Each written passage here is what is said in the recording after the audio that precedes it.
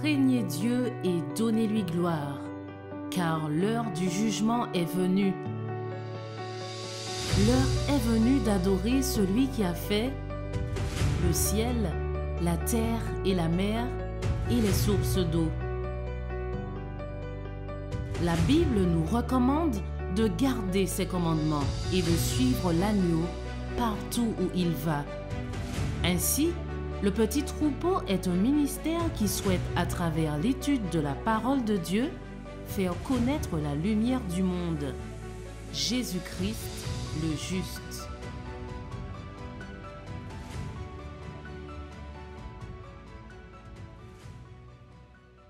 Je vais vous inviter à vous prosterner pour la prière.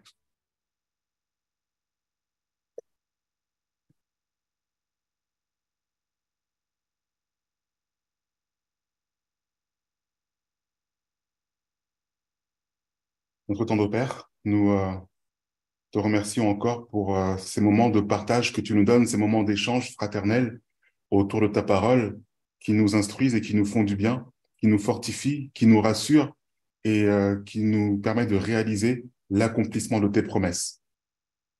Seigneur, merci de continuer à partager avec nous, Seigneur, tes enseignements, ces enseignements qui nous font du bien. En ce matin, Seigneur, j'aimerais joindre à ma prière cette demande aussi que tu puisses continuer à parler à travers ma bouche et que ce ne soit pas moi qui parle ni mes pensées qui soient exprimées, mais les tiennes. Et en sorte que ton peuple puisse être édifié par ces moments de partage. Nous voulons te remettre nos vies, nos pensées, nos paroles, nos actes. Et pour cela, nous avons besoin de toi, nous avons besoin que tu nous formes. Nous avons besoin que tu enlèves de nous les scories et que tu frappes sur la pierre que nous sommes pour pouvoir y enlever les scories et tout ce qui est mauvais et que tu nous façonnes à ton image. Aide-nous, Seigneur, à que notre caractère soit semblable à celui de ton Fils Jésus-Christ. Et comme nous le verrons dans ce message, qui n'a pas cherché à être semblable et égal à toi, mais qui s'est humilié en se rendant serviteur. Ô Père, que notre caractère soit semblable à ton Fils. Et au nom de Jésus, justement, nous voulons te prier et pour ta gloire. Amen. Amen, amen. Amen. Ce matin, je souhaiterais pouvoir vous parler d'un fait. Aujourd'hui, de plus en plus, on a cette sensation et le message qui ressort comme quoi Dieu ne serait qu'un témoin passif de l'histoire des hommes, comme quoi Dieu serait qu'un témoin passif dans la décadence de l'humanité, en espérant qu'il y ait un ou des hommes ou des femmes qui se lèvent pour la gloire de son nom. Mais nous allons voir que ce n'est pas tout à fait la même chose, parce que Dieu lui-même, en fait, établit les choses, il établit les rois, et il fait en sorte que les prophéties qu'il annonce, que les paroles qu'il prononce, reviennent à lui avec effet. C'est dans la nature même de Dieu que lorsqu'il parle, les choses arrivent à l'existence. Et nous devons être de ceux qui, en lisant les paroles de Dieu, croyons qu'il les accomplira. Et aujourd'hui, nous allons aussi voir l'exemple de Nebuchadnezzar, dans le sens où Dieu l'a aussi établi pour un rôle bien particulier. Nous pouvons lire dans le livre de Job au chapitre 34 et les versets 21 à 25, Job au chapitre 34 et les versets 21 à 25, qui nous dit « Car les yeux de Dieu sont sur les voies de l'homme, et il regarde tous ses pas. Il n'y a ni ténèbres ni ombre de la mort, où se puissent cacher les ouvriers d'iniquité. Il ne regarde pas deux fois un homme pour le faire aller en jugement avec lui. Il brise les puissants sans enquête, et il en établit d'autres à leur place, parce qu'il connaît leurs œuvres, il les renverse de nuit et ils sont brisés. Ce texte nous rappelle que Dieu a sa place dans le cheminement des hommes et dans leur agissement, pas dans leur agissement, mais dans l'établissement de leurs fonctions. Et ce texte nous rappelle qu'il les établit pour pouvoir jouer certains rôles, accomplir certaines tâches. Mais souvent, l'homme a tendance à croire qu'il est au-dessus de tout cela et qu'il a la place qu'il a grâce à sa propre force. Est-ce vrai? Nous allons continuer et voir cela.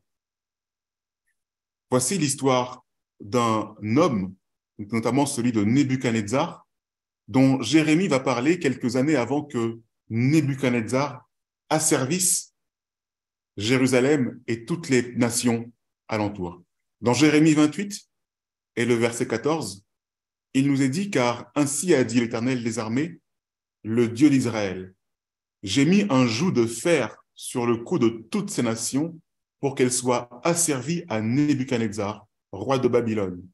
Et elles lui seront asservies. Et même, je lui ai donné les bêtes des champs. » Ici, à travers le prophète Jérémie, Dieu manifeste et Dieu révèle ses actions. Et il dit que sur toutes ces nations ainsi que sur Israël, il mettra un joug de fer sur ces nations. Ce qui veut dire que Dieu est au contrôle des futurs événements qu'il va y avoir. Et quels sont ces futurs événements? Ces nations seront asservies par un roi chaldéen, un roi babylonien, appelé Nebuchadnezzar, que nous connaissons tous, qui est le roi de Babylone. Et la parole de Dieu continue en disant qu'elles lui seront asservies. Et elles lui seront asservies. Ainsi, la parole que Dieu prononce est que toutes ces nations seront asservies à Nebuchadnezzar. Comment cela peut-il donc être autrement?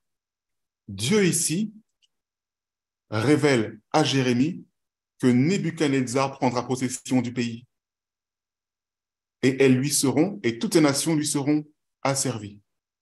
Et je lui ai même donné les bêtes des champs. Et ce verbe « donner » nous montre à quel point Dieu donne aussi ce rôle à Nebuchadnezzar d'asservir les nations.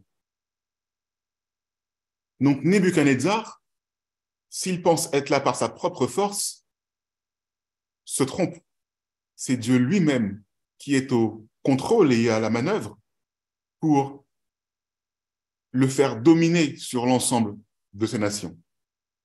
Et quelques chapitres avant, dans Jérémie 25, au chapitre 8 à 9, il est écrit « C'est pourquoi, ainsi a dit l'Éternel des armées, parce que vous n'avez pas écouté mes paroles, voici, j'enverrai, et je prendrai tous les peuples du nord, dit l'Éternel, et j'enverrai vers Nebuchadnezzar, roi de Babylone, mon serviteur, et je les ferai venir contre ce pays et contre ses habitants, et contre toutes ces nations d'alentour, et je les vouerai à l'interdit, et j'en ferai un objet de désolation, de moquerie des déserts éternels. » Donc l'asservissement que nous avons vu dans Jérémie 28 est ici un peu plus détaillé. Cet asservissement correspondra à un objet de désolation, de moquerie et un désert éternel. Il n'y aura plus de prospérité dans ces nations. Pourquoi? Parce que Dieu enverra Nebuchadnezzar. Il dit « J'enverrai vers Nebuchadnezzar, roi de Babylone, tous ces peuples, tous les peuples du nord. » Et remarquez ce qu'il dit en ce qui concerne Nebuchadnezzar. Il l'appelle « mon serviteur ». Mon serviteur. On parle bien de Nebuchadnezzar ici. On parle bien d'un roi de Babylone. Babylone que l'on appelait anciennement Babel. Et vous savez que Babylone, dans l'Apocalypse, est cette nation qui abreuve du vin de son iniquité toutes les nations. Comment donc ce roi de Babylone, anciennement Babel, peut-il être mon serviteur, le serviteur de Dieu? Cela montre que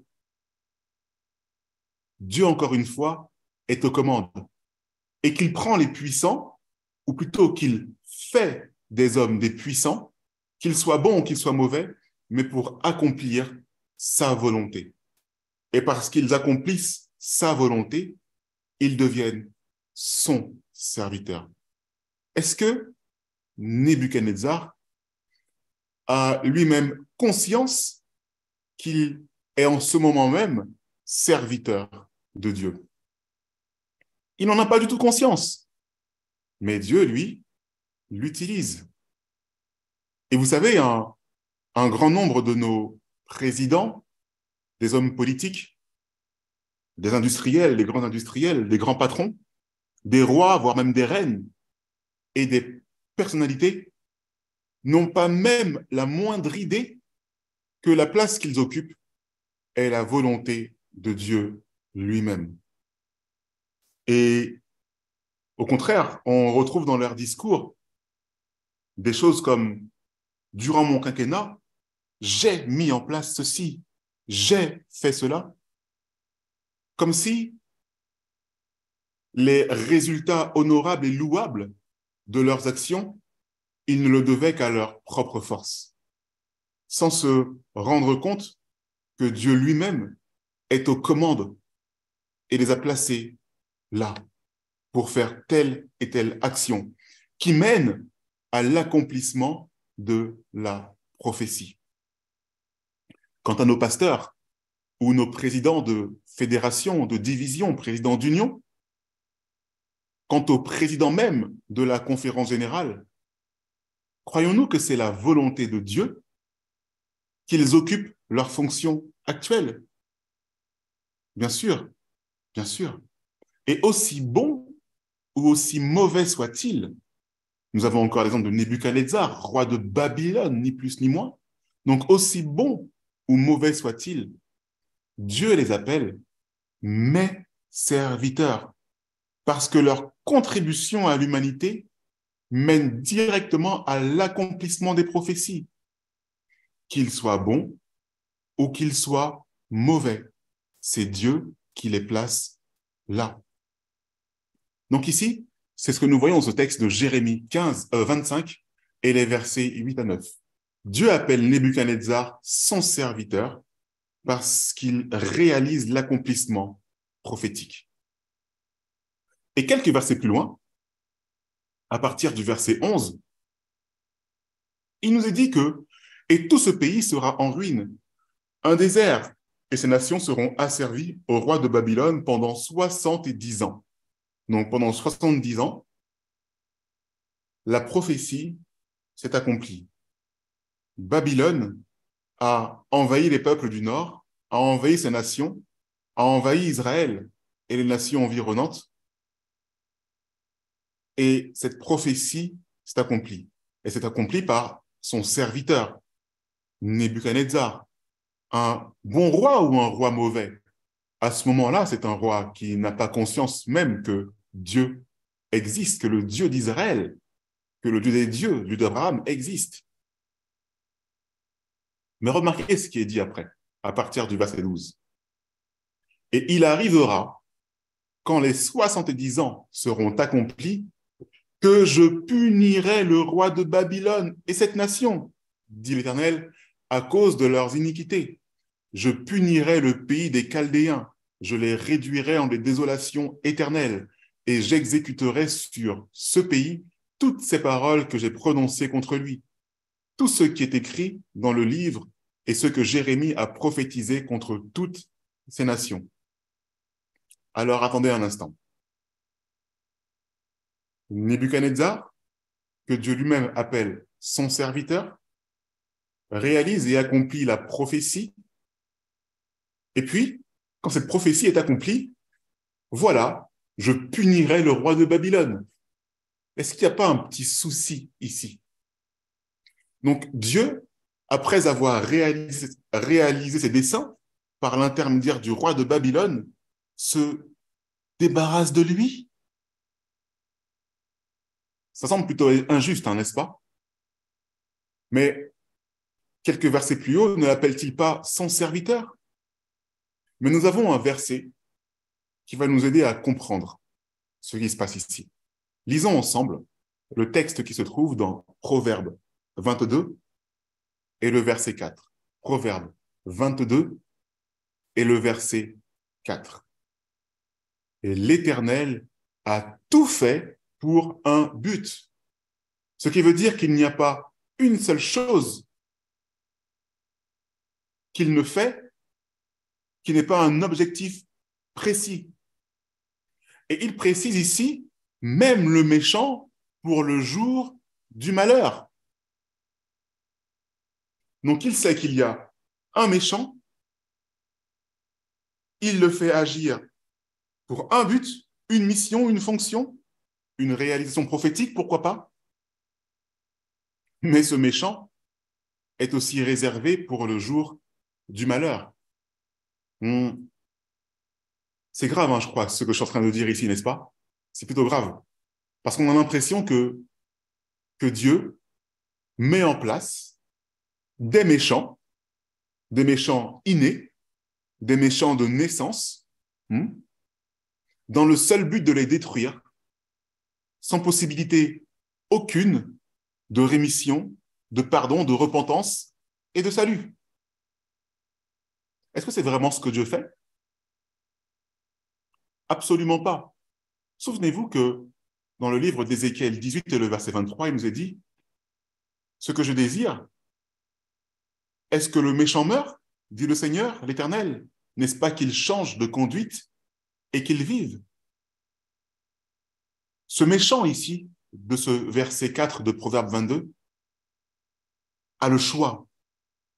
Il garde son libre arbitre et il a le choix de se repentir. Mais s'il ne se repent pas, alors l'action qu'il aura réalisée pour Dieu ne lui servira de rien. C'est Proverbe 16 et le verset 4. Merci pour cette précision. Proverbe 16 et le verset 4. Donc, il lui appartient de changer son destin. L'homme a le libre arbitre. Mais n'oublions pas que Dieu est aux commandes pour l'accomplissement de ses prophéties. Et pour cela, il a besoin de l'agent humain.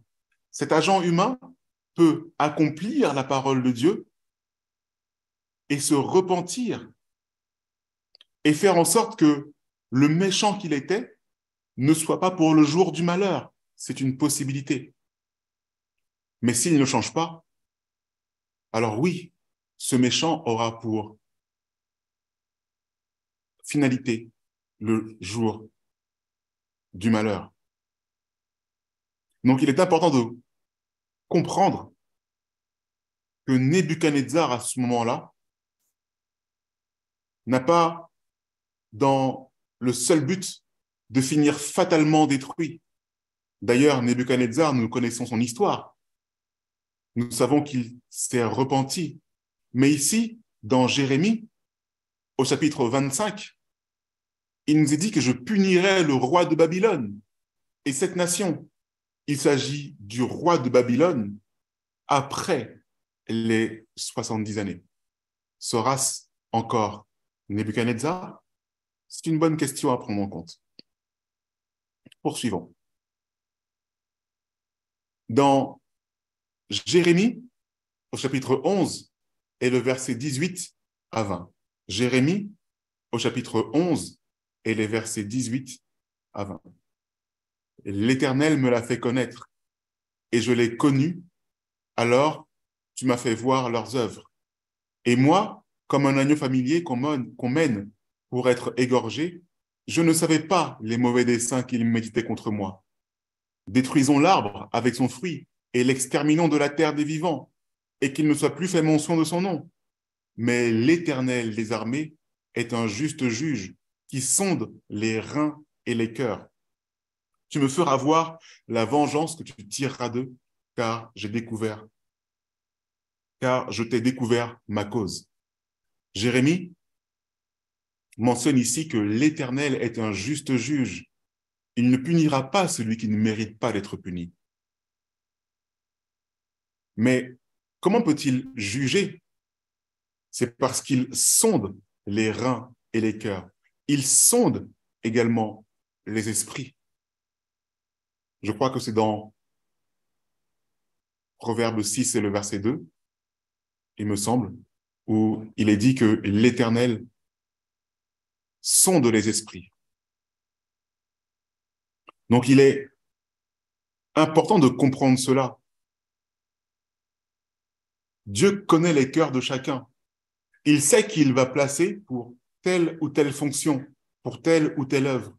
Mais il appartient à ce quelqu'un de prendre la bonne décision et de faire le bon choix. Dans l'exemple de Nebuchadnezzar, nous voyons qu'au début, il avait un petit souci avec son ego. Et nous retrouvons dans Daniel 4, le verset 30, ce souci. Le roi prit donc la parole et dit, « N'est-ce pas ici la grande Babylone que j'ai bâtie pour être la demeure royale par la puissance de ma force et pour la gloire de ma magnificence ?» Ah, voici le gros défaut de Nebuchadnezzar.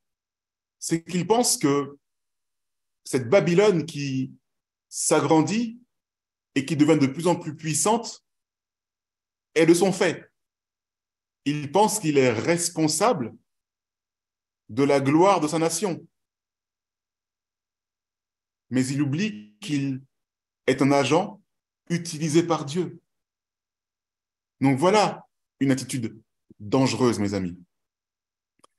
Un grand nombre de personnalités s'attribuent sans aucune humilité des actions diverses, des œuvres ayant des résultats louables, en oubliant qui les a placés là. Et c'est encore pire lorsqu'il s'agit de l'œuvre de Dieu.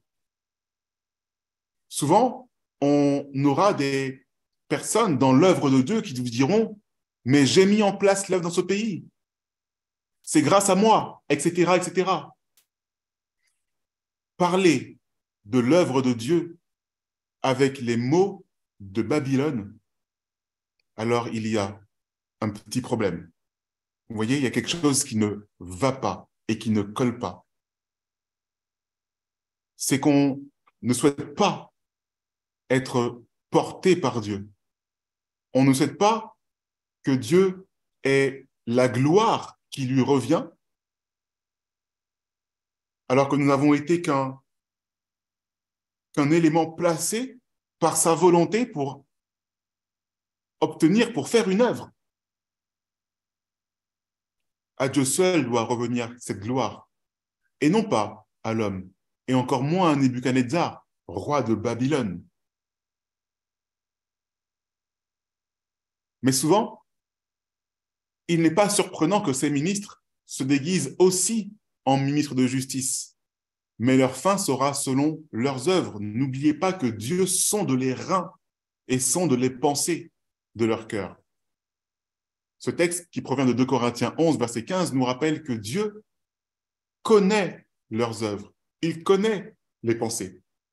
Et Dieu connaît les pensées de Nebuchadnezzar à ce moment-là.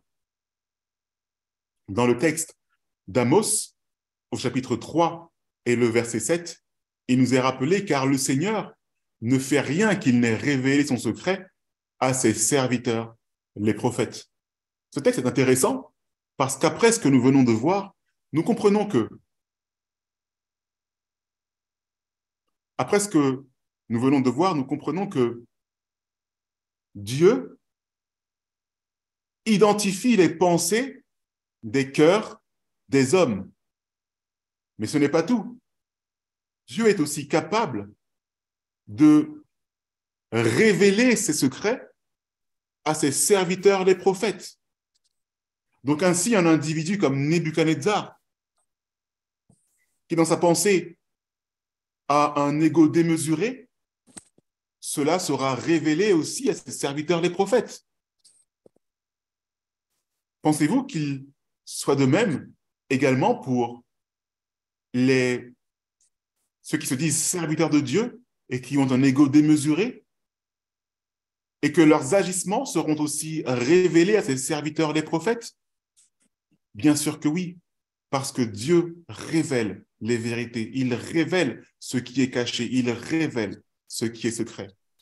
Daniel 2 nous le rappelle, Dieu révèle ce qui est caché, Dieu révèle les secrets.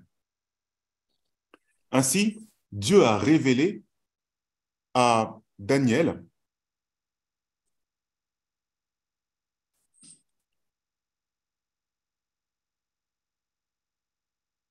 excusez-moi, j'ai coupé les micros.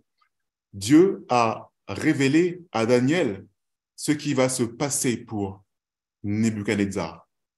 Ici, nous sommes dans le contexte de Daniel 4, où Nebuchadnezzar a eu un songe et il voyait un grand arbre qui montait jusqu'au ciel et dont le feuillage faisait de l'ombre et pouvait nourrir aussi les animaux qui étaient en dessous. Et un ange puissant est descendu et a frappé cet arbre au niveau du tronc, et cet arbre s'est effondré. Nebuchadnezzar était troublé par ce songe, et il a demandé explication à Daniel. Et Daniel lui répond dans Daniel 4, versets 25 à 28, « Cela signifie qu'on te chassera du milieu des hommes, et ton habitation sera avec les bêtes des champs. Tu seras nourri d'herbe comme les bœufs, et tu seras trempé de la rosée du ciel. Et 7 temps passeront sur toi, jusqu'à ce que tu reconnaisses que le souverain domine sur le règne des hommes, et qu'il le donne à qui il lui plaît. Et s'il a été dit de laisser le tronc des racines de l'arbre, cela signifie que ton règne te sera restitué dès que tu auras reconnu que dès que tu auras reconnu que les cieux dominent. C'est pourquoi, ô roi, agrée mon conseil et mets un terme à tes péchés par la justice et à tes iniquités par la miséricorde envers les pauvres, si ta prospérité doit se prolonger. » Toutes ces choses arrivèrent au roi Nebuchadnezzar.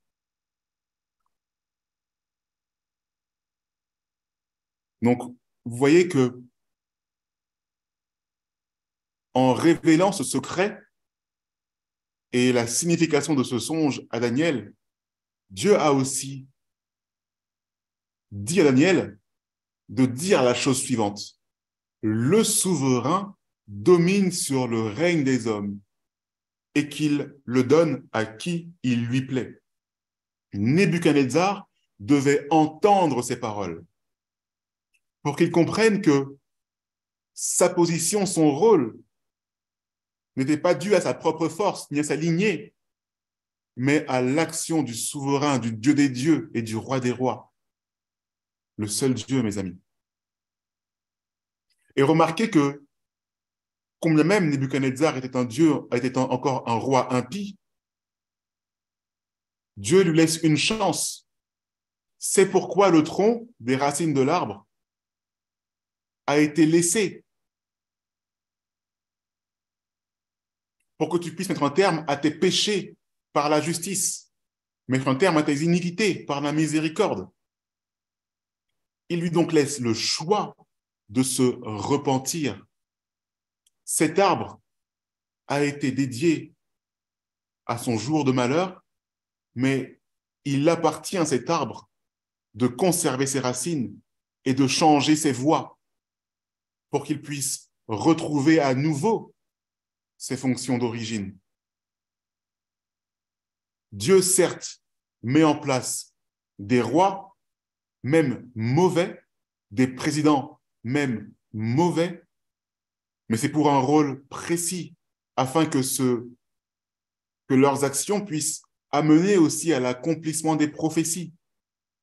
Mais Dieu permet que ce méchant ne soit pas juste là pour le jour de son propre jugement, mais qu'il puisse aussi se repentir. Voilà toute la signification de cette vision, de ce songe du grand arbre.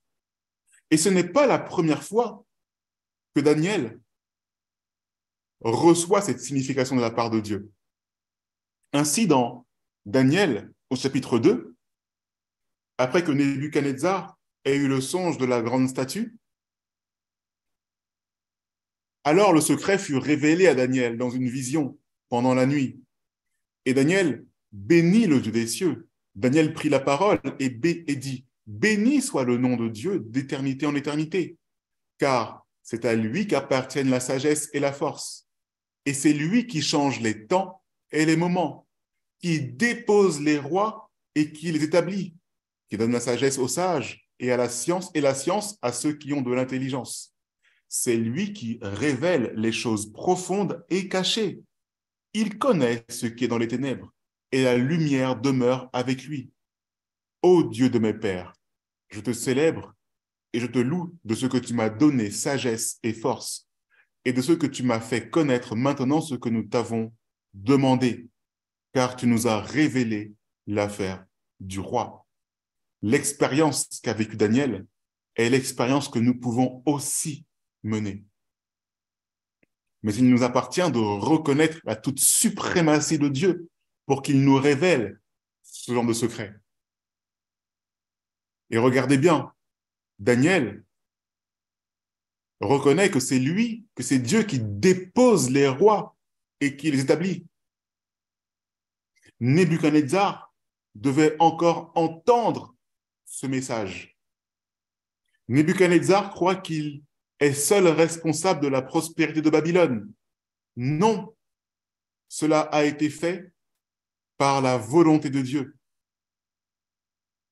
afin que s'accomplissent les prophéties. Et c'est ce même Dieu qui révèle les choses profondes et cachées.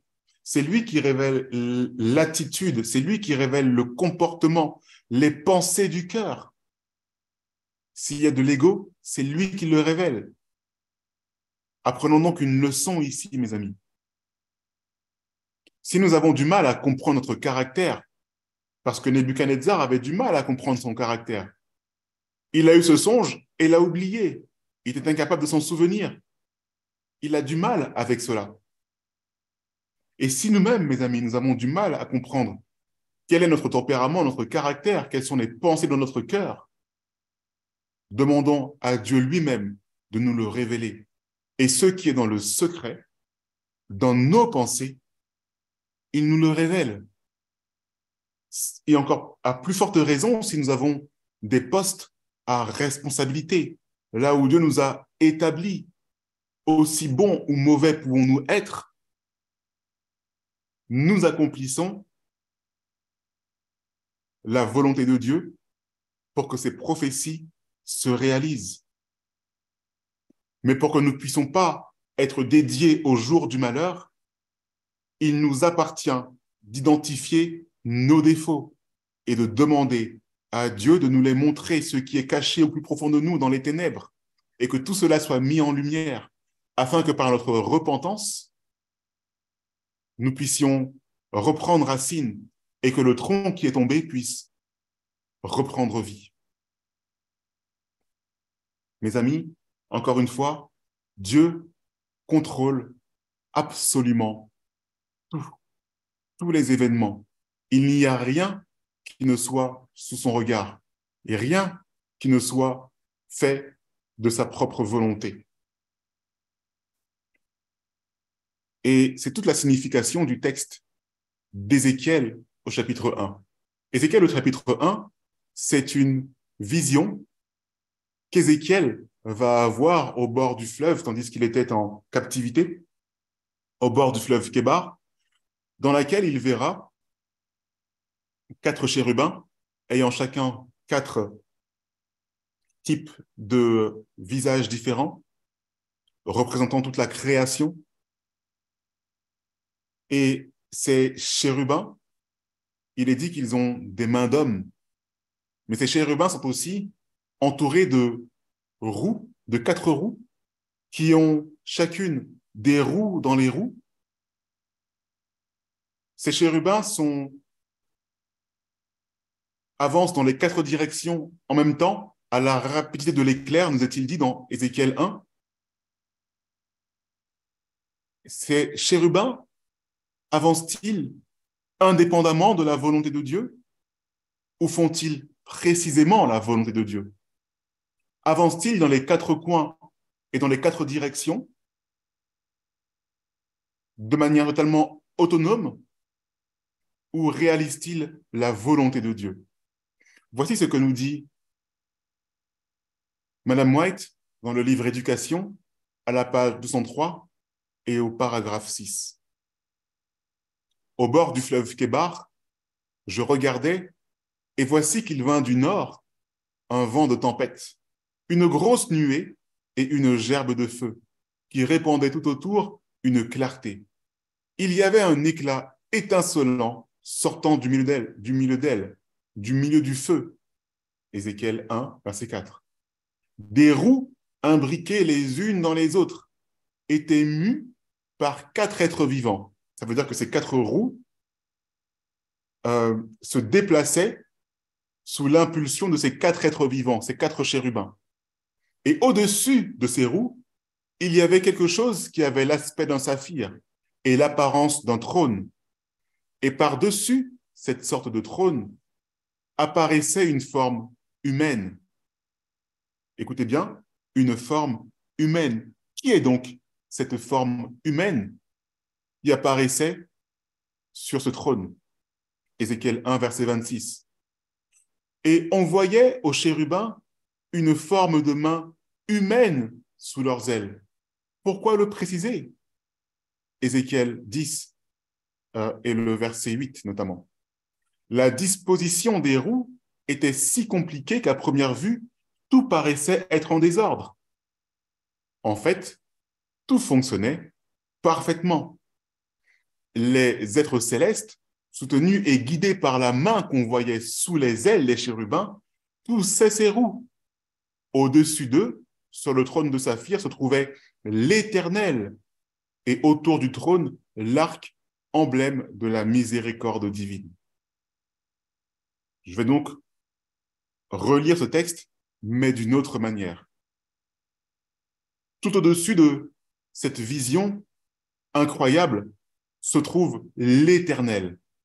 C'est lui, cette forme humaine qui apparaît au-dessus du trône.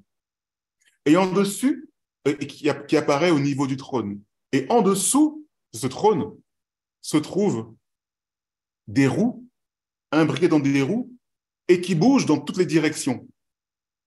Elles bougent dans toutes les directions parce qu'elles sont tirées et poussées par ces quatre chérubins. Mais remarquez, cet être céleste, soutenu et guidé par la main qu'on voyait sous les ailes des chérubins, poussait ces roues. Les mains, la forme de main humaine que l'on voit sous les ailes, ce ne sont pas les formes de main des chérubins. C'est la main de Dieu, mes amis, qui les contrôle. C'est la main de l'Éternel qui les contrôle. Un peu à l'image d'une poupée que l'on prendrait et que l'on agiterait dans tous les sens. Dieu contrôle ces chérubins, leurs allées et leurs venues. Et c'est lui qui les envoie aux quatre coins du monde. C'est lui qui les envoie dans les quatre directions. Et tout fonctionne parfaitement grâce à cela, parce que c'est Dieu qui est au contrôle d'absolument tout. C'est ce que nous rappelle cette vision d'Ézéchiel au chapitre 1. Dieu contrôle absolument tout ce qui se passe. Et nous pouvons voir encore dans le même livre Éducation, cette fois-ci au paragraphe suivant, 204.1, de même que les rouages compliqués étaient dirigés par la main qu'on voyait sous les ailes des chérubins, de même le jeu embrouillé des événements de l'histoire de l'humanité est soumis au contrôle divin. Au milieu des querelles et du tumulte des nations, celui qui est assis au-dessus des chérubins conduit toujours les affaires du monde. Et comment est-ce qu'il les conduit? Par la main que l'on voit sous les ailes des chérubins. C'est lui qui est au contrôle de toutes ces nations. Dans Éducation, à la page 204 et paragraphe 2, l'histoire des nations qui, l'une après l'autre, ont pris place dans le temps et l'espace, témoins inconscients d'une vérité dont elles ne connaissent pas elles-mêmes le sens, nous parlent. À chaque nation, à chaque homme d'aujourd'hui, Dieu a donné une place précise dans son plan. Les hommes et les nations d'aujourd'hui sont mesurés par celui qui ne se trompe pas. Ils décident eux-mêmes de leur destinée et Dieu dirige toutes choses pour l'accomplissement de ses desseins. C'est rassurant de savoir que si notre attitude aujourd'hui n'est pas conforme à la volonté de Dieu, nous avons la possibilité de décider de notre destinée et donc de nous repentir. C'est rassurant de le savoir que nous ne sommes pas condamnés et fatalement dédiés au jour du jugement des méchants.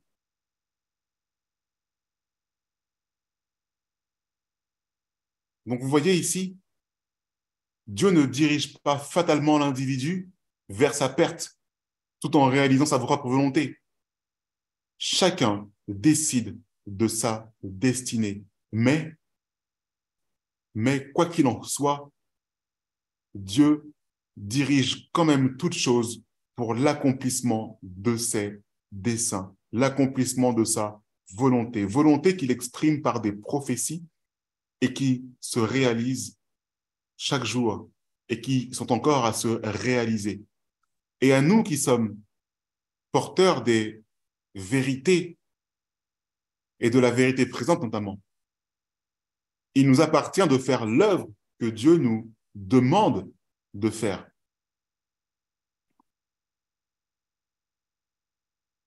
Et il nous appartient aussi de veiller au salut de notre âme.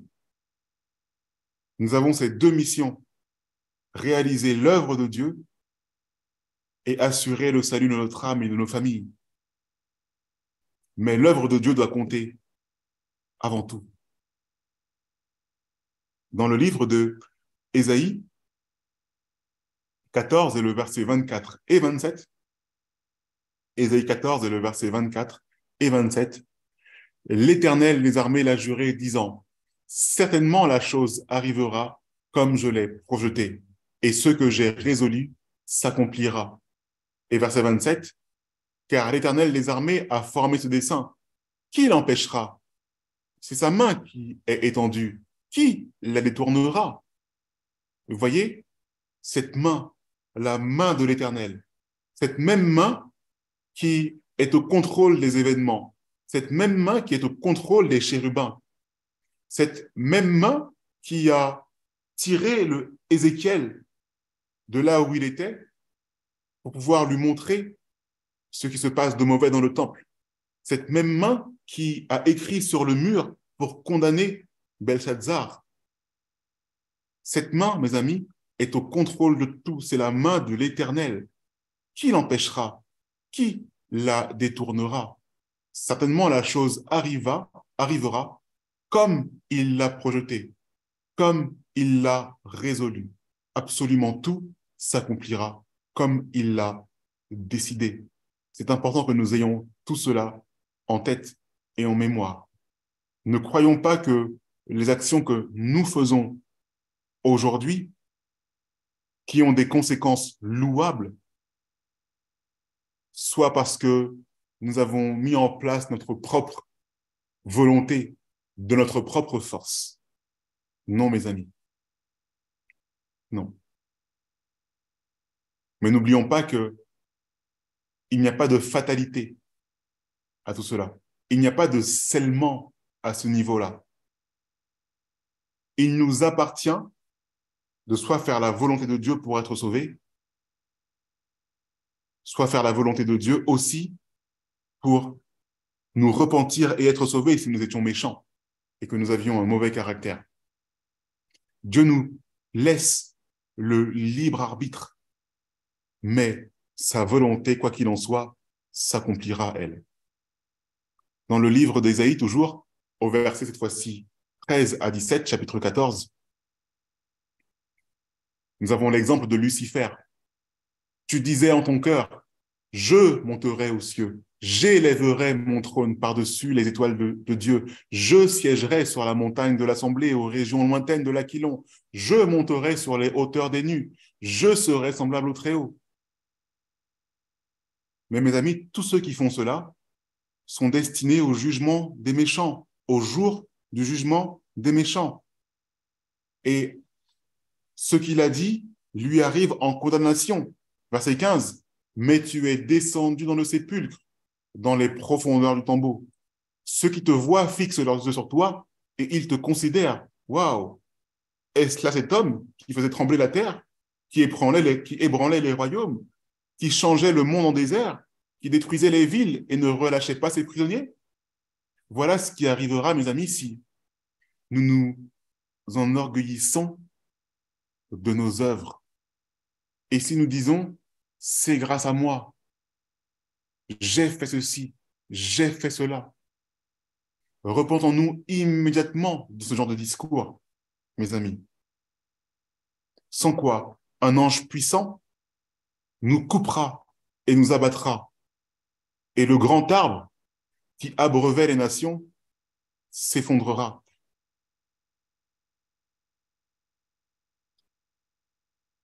Je rappelle ce texte de Daniel 4, versets 30 à 33, qui est l'exécution de la prophétie de la parole annoncée à Nebuchadnezzar.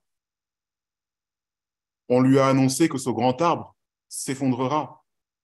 Et dans ce même chapitre de Daniel 4, quelque temps après, le roi prit la parole et dit, « N'est-ce pas ici Babylone, la grande, que j'ai bâtie comme résidence royale par la puissance de ma force et pour la gloire de ma magnificence ?»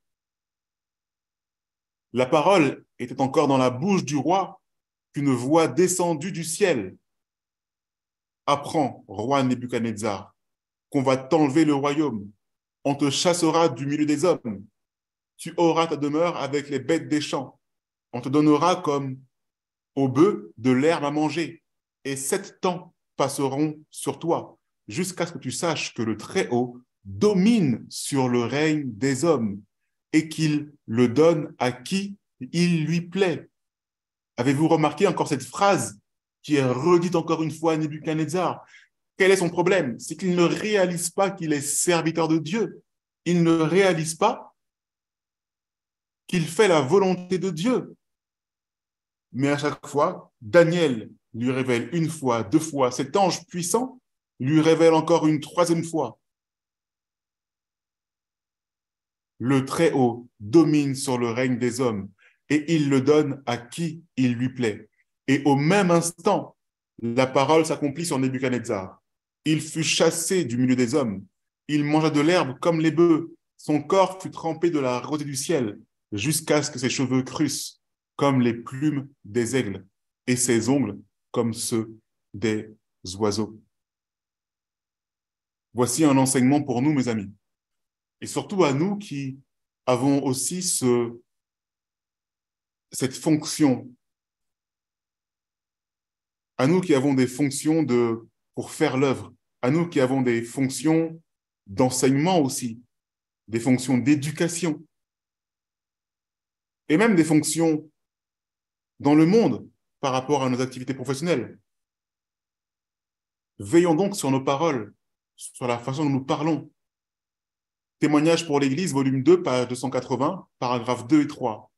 Veillez à ce que la propre suffisance ne se glisse pas dans vos cours et que, privés du secours de Dieu, vous ne travaillez avec votre propre force plutôt qu'avec celle du Maître. Ne perdez pas des heures précieuses en conversation frivole. Lorsque vous rentrez d'une tournée missionnaire, ne vous vantez pas de vos succès, mais exaltez Jésus, élevez la croix du calvaire. Ne permettez à personne de vous louer, de vous flatter ou de retenir longuement votre main. Redoutez de semblables démonstrations parce qu'elles vous amèneront directement à être à l'image de ceux qui vous louent. Nous avons vu sabbat dernier l'incrédulité de ceux qui côtoient les incrédules. Ils finiront par devenir incrédules lorsque vous vous mettez à accepter les flatteries, la louange. Vous devenez vous-même aussi flatteur envers autrui. Et ce n'est pas forcément, et ce n'est pas une bonne chose. Veillez à ce que la propre suffisance ne se trouve pas dans nos cours et dans nos discours. Cela est important surtout lorsque nous œuvrons pour Dieu, surtout lorsque nous nous disons serviteurs de Dieu. Et après le temps marqué, Daniel 4 et les versets 34 à 37, et c'est ce que nous allons avoir comme conclusion. Après le temps marqué, moi, Nebuchadnezzar, je levai les yeux vers le ciel, et la raison me revint. J'ai béni le Très-Haut, j'ai loué et glorifié celui qui vit éternellement, celui dont la domination est une domination éternelle et dont le règne subsiste de génération en génération. Tous les habitants de la terre ne sont à ses yeux que néant. Il agit comme il lui plaît, avec l'armée des cieux et avec les habitants de la terre. Et il n'y a personne qui résiste à sa main et qui lui dise « Que fais-tu » En ce temps-là, la raison me revint. La gloire de mon royaume, ma magnificence et ma splendeur me furent rendues. Mes conseillers et mes grands me redemandèrent, et je fus établi dans mon royaume, et ma puissance me fit s'accroître. Maintenant, moi, Nebuchadnezzar, je loue, j'exalte et je glorifie le roi des cieux, dont toutes les œuvres sont vraies et les voies justes, et peut abaisser ceux qui marchent avec orgueil. Nebuchadnezzar a reconnu son orgueil, il a reconnu son ego, et il prononce maintenant des paroles inestimables pour notre propre vie à nous. Dieu peut abaisser ceux qui marchent avec orgueil. Et voici le Dieu qu'il loue.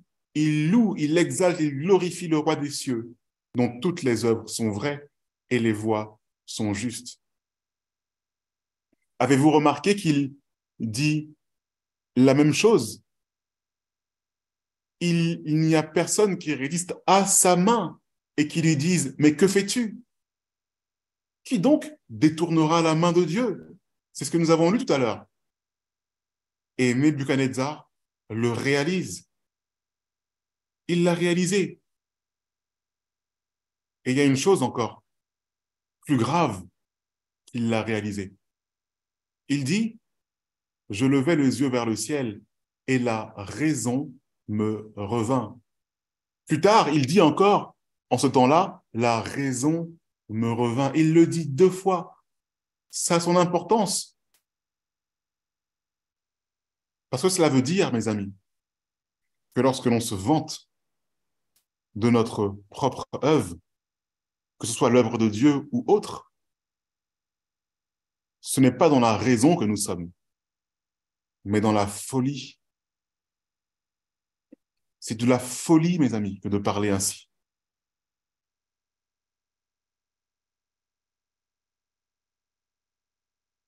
Nebuchadnezzar l'a vécu dans sa chair et l'humiliation l'a amené à l'humilité.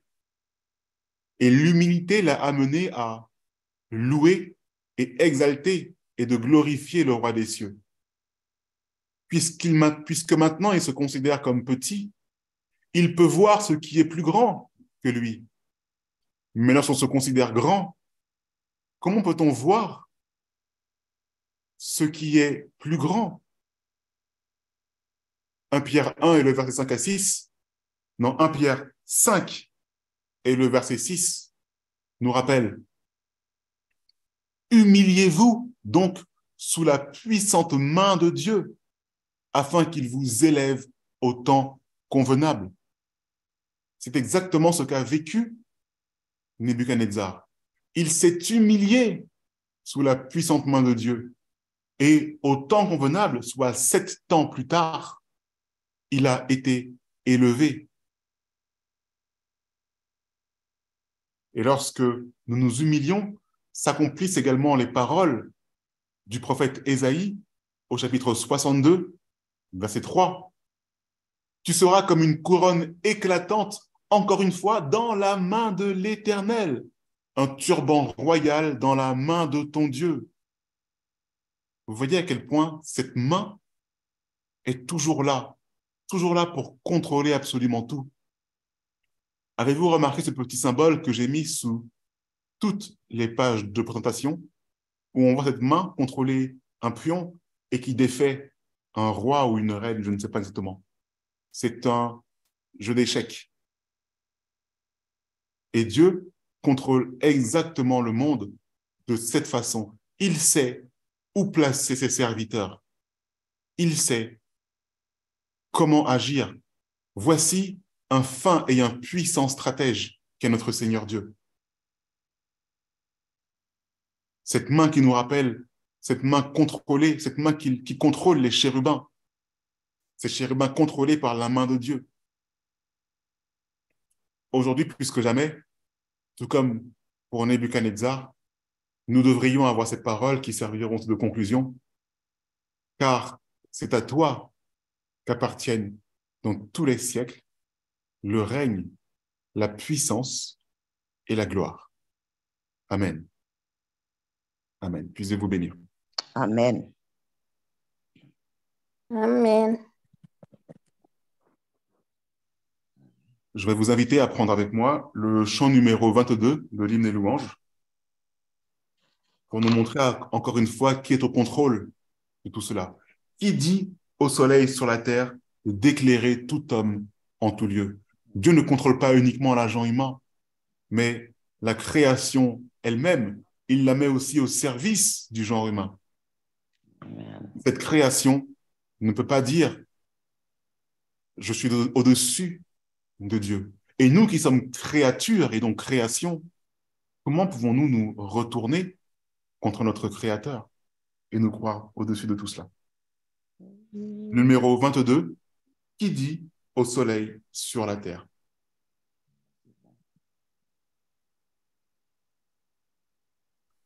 Qui dit au soleil sur la terre d'éclairer tout homme en tout lieu, et qui donne aux nuits leur mystère, c'est l'Éternel, c'est notre Dieu, c'est l'Éternel, c'est notre Dieu.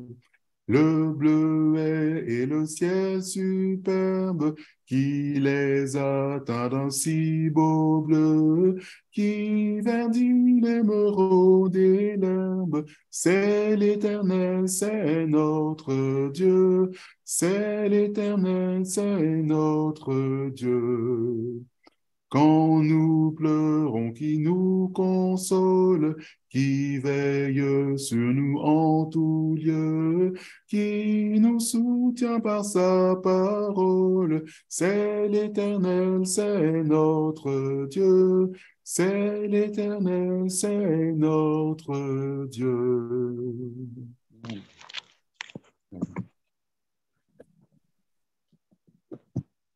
Je vais vous inviter à vous prosterner pour la prière.